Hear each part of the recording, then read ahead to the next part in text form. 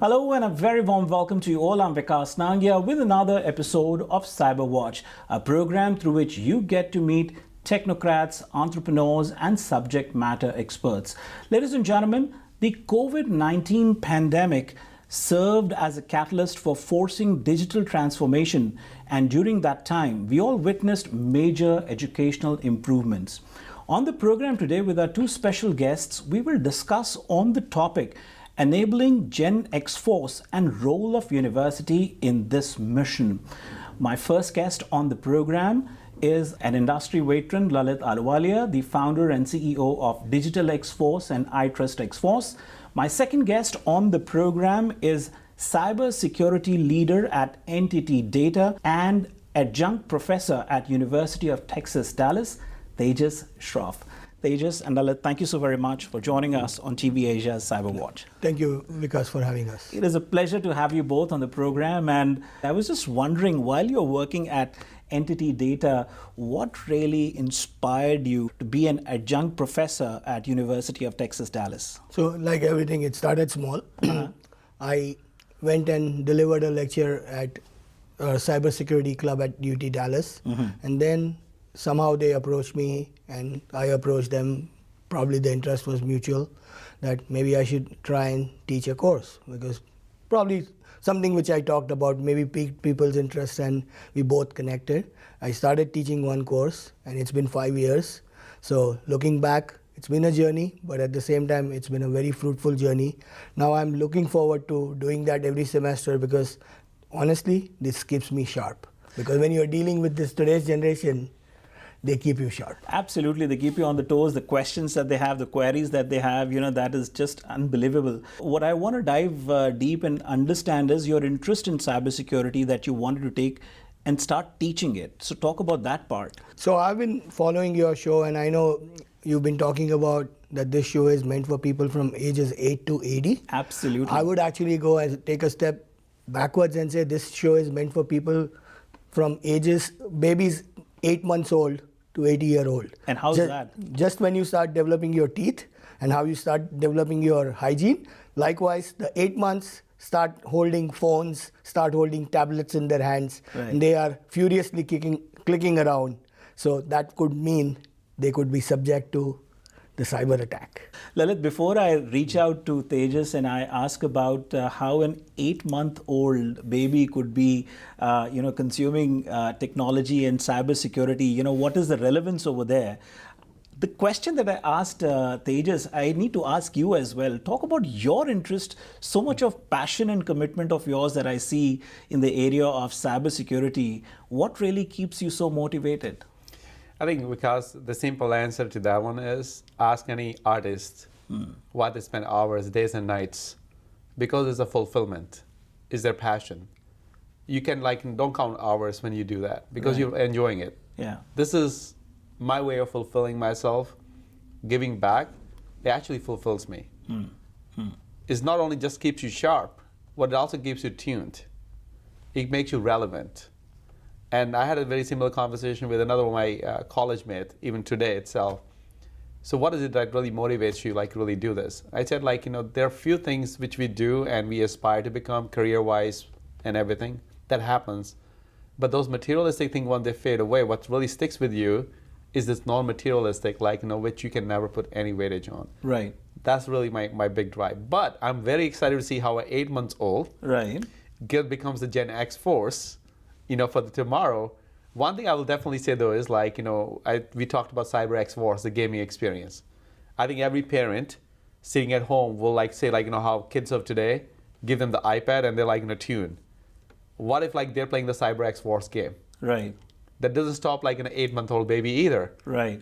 They might actually know more about cybersecurity than their parents at some point. And oh, you should be doing it. And the kids are telling you, that'll be a super proud moment for us. So talk about the role of digital transformation at university level. Lalit, I'll start with you and get to Tejas Shroff. I think it's the one thing that, because what we're noticing is that the way we are consuming the digital now and the things are changing. We talked about AI extensively in the last few episodes. Sure. But ask ourselves here, how much AI do we even know? Every day, they'll be like, oh, there's an AI feature this, or AI tool this, and AI this. We are even like, trying to catch up every day. Is there a new form, new something like, that I can really adapt to? That's just one example, right? But everything like we're consuming now, the self-driving car, like, the space tourism experience, or the smart cities, like everybody wants to really do like things remotely now. Those are changing so fast, and those are great examples of digital transformation. Now, apply this thing. In order to really be able to manage all that, you also need the talent, the workforce that really understands, that can then support those models. Where are you going to create the talent of the workforce from? Either you're going to take the skilled workforce and start, shaping them. Correct. Or this is where the roles of the universities and stuff come, so that they can understand what is changing, and we adapt and create a workforce that can support that. Right.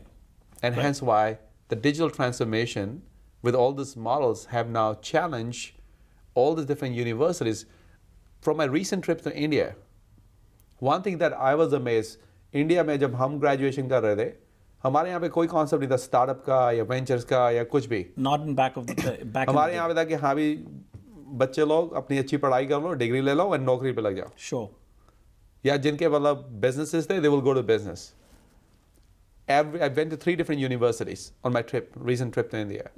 All of them have the startup culture, the venture culture. They're getting funding from the government to really sponsor that without any exception, which was a great thing. What is that? That is to really create the thought leaders, the thinkers, the creators, the solution providers, right? That's just another example, right? But how that happened? Because of the digital transformation. There's a need for more innovation, more creativity, and there's no better place than the young crowd, the Gen-XForce at universities. What Lalit mentioned about the universities in India, there are so many universities in India, there are so many universities in US who have started putting the cyber security programs in place. Because of digital transformation, obviously now there is more and more need. You are no longer controlling your data. Right. Your data is stored somewhere which is not owned by you. You need to understand the IoT world, which you alluded to in terms of smart cities and all. Right. More and more devices are being added in your homes, which you don't control. Yeah. So for us, we take it as it's a challenge, because every time you see more devices being added, each device adds to what we call it as an attack surface, because that creates more challenge for us.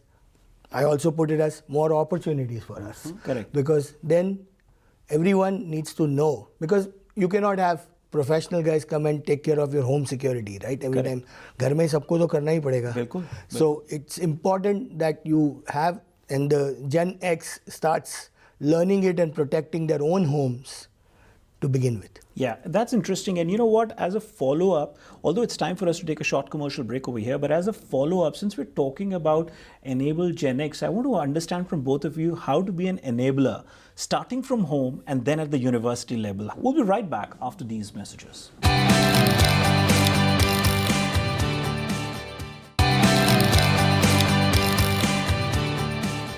Welcome back. You're watching CyberWatch. I'm Vikas Nangia. Ladies and gentlemen, today I am in conversation with Lalit Ahluwalia and Professor Tejas Shroff. Gentlemen, once again, thank you so very much for joining us. So today on the program, we're discussing on the topic enabling Gen-XForce and role of university in this mission. To take this conversation forward, as I was talking just before the break, make us understand how to be an enabler. Lalit, I'll start with you first. So there's many ways, because that we can be enablers. Think of you said start with the home and the universities, and I think this same is true Should for I say digital universities or educational institutions? Yeah, Because any educational institute. correct. Think of what we do as parents. School में बच्चे पढ़ते हैं. Correct. इसका मतलब ये नहीं कि घर पे homework नहीं होता है. या parents don't invest time. You cannot just say teachers ने जो पढ़ाया वो पढ़ो, हमारा काम हो गया. No. Parents have to play the equally important role. And parents can now, in the world of digital transformation or digital safety, that's the reason why we want to create this Gen-XForce, which is the digital warriors of tomorrow, right? उनका role वही है कि पहले खुद समझो and बच्चों को उतना ही समझाओ. And then right from the school, the common etiquettes कि कौन सी वेबसाइट पे जाना है, कौन सी पे नहीं जाना है, क्या एक्टिविटीज़ कर सकते हैं, क्या नहीं कर सकते हैं. Who will teach that? The schools have to start. Where we are taking at the university level is not only like understand but apply. कि वो जो lessons मतलब हम करते हैं, but somebody also has to like in the workforce. आप अगर jobs देखो मतलब हाँ भी कितनी cyber security की jobs मतलब open है, vacant है, right? Correct. The universities have to fill the talent, but it's not because of doing the job. It's also really applying in a meaningful way. The role of universities is to create the talent, but the role of universities is to have people like what Professor Tejas does.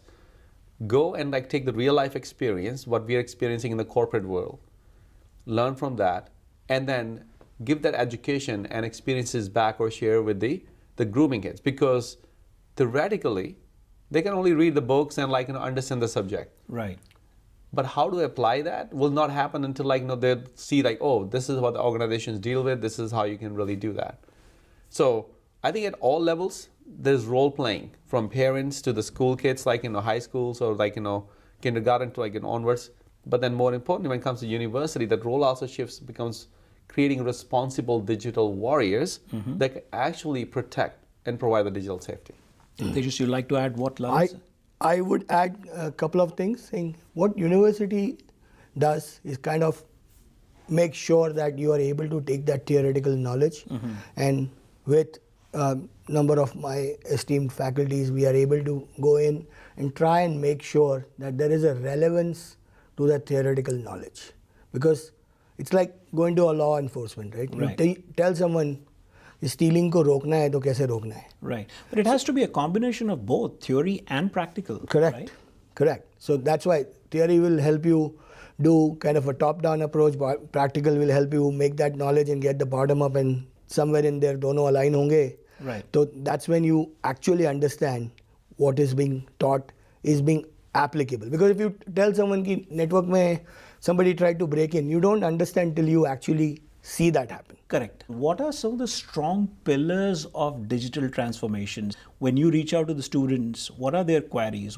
So primarily what they are looking up is, first of all, digital transformation is to understand, because you're no longer doing things in the confines of your home. You're now exposed to the outside world. Correct. Right? You're doing things digitally.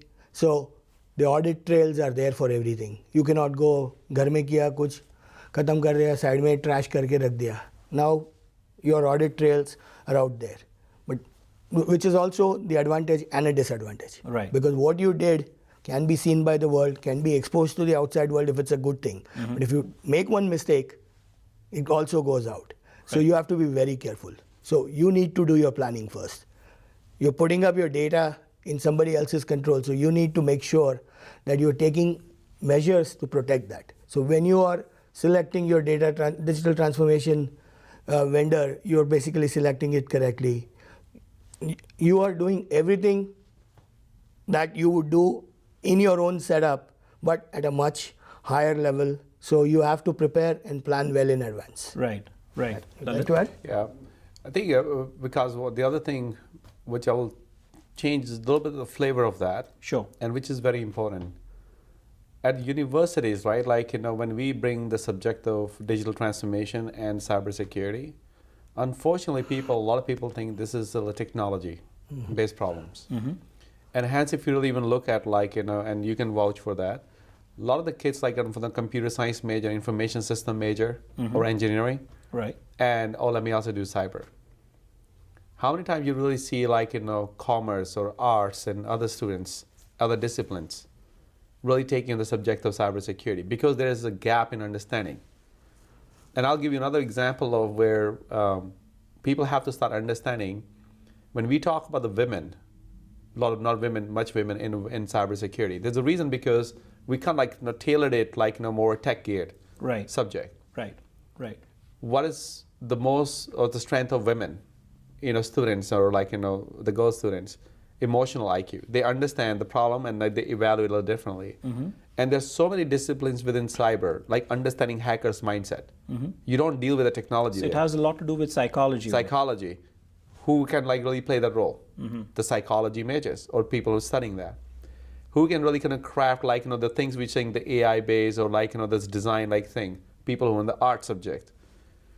And this is where, like, the university role of university in the Gen-XForce, your reach out is so wide, you can actually create more and larger talent pool than what the bad actors can even think or imagine. But we have to start thinking and tuning. Talk about the role of universities to enable Gen-XForce. What would you say, Lalit? I think the basics first. The role of universities and any institution, education institution, is to create the core skills, number one. The core skills, just like engineers, the doctors, like, any field. Correct. You got to like really create people who have understanding of the subject matter expertise. Once, if that is in place, the next thing which comes with cyber is, unlike many other fields, is never static. It's constantly changing. It's constantly evolving. Which means you not only have to now create the curriculum and the knowledge and the understanding, but you also have to now mix the concept of innovation and creativity. How you really can like keep yourself fresh. And that's the reason where you have to start kind of creating the talent workforce that is self-driven. Motivated means it's more creating that attitude and the culture. And the culture can also be created at a university. One thing I'll always tell, in my recent visit, I told and spoke highly about any university, that's great, you're talking about startup, you're talking about venture. You need to have center of excellence where I can come and experiment, where I can create and invest into the new age solutions. Where we can create those environments? Again, universities, where it's a free environment. I can collaborate. I can do the R&D. I can do innovation and creative without having a fear of failure. And then the graduation from there to really kind of take on the task and activities, not just as the jobs, but being the digital warriors becomes very clear. So that's where the universities have to start looking into. And I would probably say university, some of the university, of course, the leading ones, they get investments, so they're really kind of supporting that. But then many others are still following the standard curriculum, the standard procedures, the standard methods. And I think the time is right. Just like how our digital world is changing, the universities has to also change their own culture and the curriculums. Speaking of investments, I think here we are also, there's an element of partnership over here between the corporate world and the universities. You see, these corporate companies can embrace the students right from the campuses, which they do actually. But I think that needs to be leveraged a bit more. Absolutely, because I think most of the time, like Lalit was alluding to, right? In terms of the universities, some of the curriculums are sometimes so dated that you are having the students fight tomorrow's battle with yesterday's tools, right? And that is not sufficient, because tomorrow's battles are getting more and more sophisticated. Yesterday's tools are somewhat dated, so you're not able to adapt to. So what you need to do is take yesterday's tools and you have to transform those into today's, not just today's, but looking at futuristic, put them on the roadmap. So that's where the corporates can come in and help drastically by putting that investment, expediting some of those things. So you no longer you're taking that knowledge which you learned in the slides, you learned in the books, and you have to quickly adapt them into the labs, like the Center of Excellence party which you mentioned about. It's very critical because you need to have that test bed or a sandbox where the kids can go play in and try out new things. So that's where all these activities such as the entrepreneurship which is being developed right now, that is plummeting the growth in the minds of students. Beautifully explained. Viewers, it's time for us to take a quick short break over here. On the other side of the break, when we come back, we'll take a look at the CyberWatch News Flash and resume our conversation with Lalit and Professor Tejas Shroff. We'll be right back after these messages.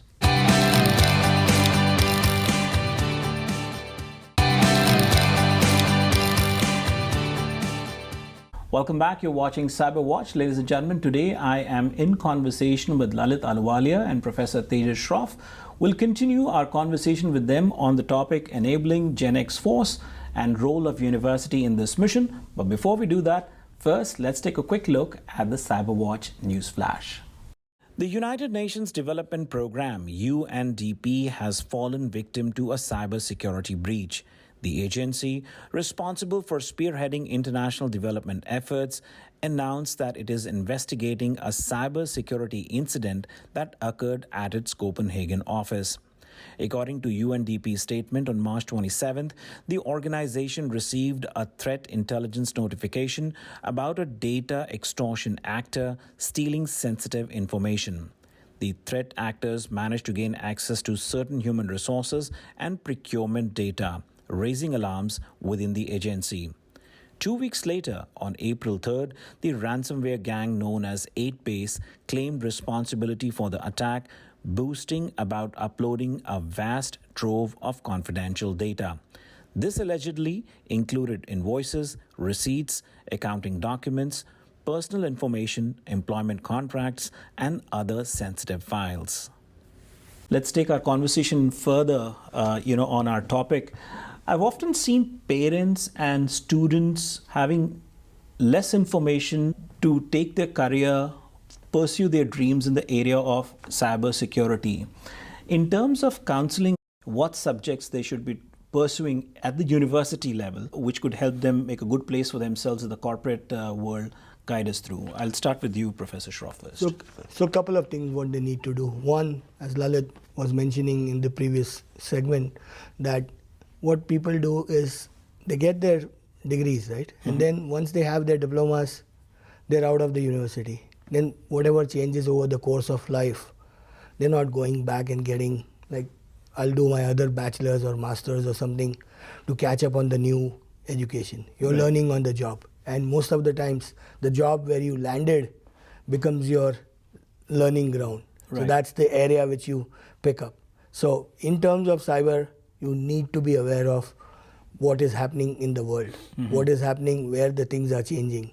Because one, we are trying to protect our own self, which is okay. We can be partially responsible for our own identity theft or something.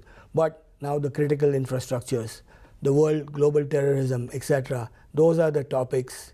So the scope for cyber is huge. What I'm really glad to see is there's some proactive reach at even high school level where parents are coming to me, hey, Lalit, are there internship opportunities for our kids? Mm-hmm, mm-hmm. This is at the 9th and the 10th grade level I'm talking about. Wow.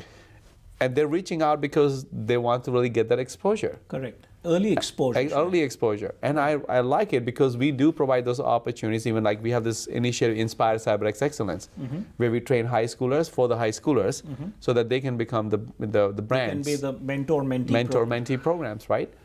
Now, it's not just about us. Anyone and everyone is a corporate, as businesses, even as parents. We should find those opportunities, the early exposure opportunities. Right.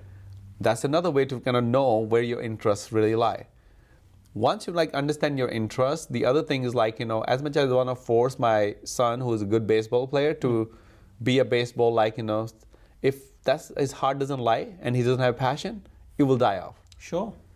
Just because you're good at something doesn't mean you're going to really become. Exactly. You got to have the passion, right? Right. And I will tell you, because what we're saying is that cybersecurity is an ever-evolving digital transformation. Unless you're really tuned and passionate for that, you will only last so long. We all familiar with हमारे घर पे antakshari competition होते थे. बिल्कुल. Yeah, singing competition होते थे, dance competition होते थे, and parents would take pride in participating in that. And one of the initiatives, I think Tejas should talk about that. He run this Shark Tank series at the university level. Oh, yeah. Fantastic. And I think he'll elaborate on that. Sure. But imagine, as a parent, as a community, why wouldn't you also have similar kind of healthy competitions or opportunities and forums? Okay, let's bring the little tech show. Let in the community, the kids shine. Right. You don't have to wait for the universities and colleges and others to really talk about that. You can take the self-initiatives. Right. In the same way, create the interest. Right. That's your responsibility to do that, or our responsibility to do that, right? Make this as part of your general conversation. Exactly. I think that is what is significant here. What we are doing is it's done as a part of a course, but at the same time, the intent is 2 or 3-fold. One, you come up with an original project, right? You work in a group. Groups are selected by me, so you don't get to pick your friends. I select the groups. And there are people like Lalit who've graced the occasion as sharks multiple times, industry esteemed veterans who come in front of the students. And the biggest thing is they are trying to sell their original ideas. They come up with, even though fictitious financials, but they come up with that and they get in front of those sharks, they're trying to justify the method behind the madness that they've created, and they try to get some investment, even though it's fake. The whole exercise is possibly just a role play. Right. But at the same time, what we are doing is, one, they're shedding their inhibitions when Right. it comes to speaking in front of people with money. And the other thing, they're also learning it hard way that people who have money can ask you questions before investing. Viewers, this brings us to the end of today's episode of CyberWatch. If you want to send in your suggestions, questions, queries to us, write us at cyberwatch@tvasiausa.com. And if you want to reach out to Lalit Ahluwalia directly, Lalit, what's the best way out? Well, through our websites or social media channels, so digitalxforce.com or iTrustXForce.com. We're also very active on the social media, but feel free to, if you have any questions, please feel free to reach out. And remember that CyberWatch is powered by DigitalXForce and iTrustXForce. Lalit and Professor Tejas Shroff, thank you so very much for joining us for this episode of CyberWatch. Thank you, Vikas.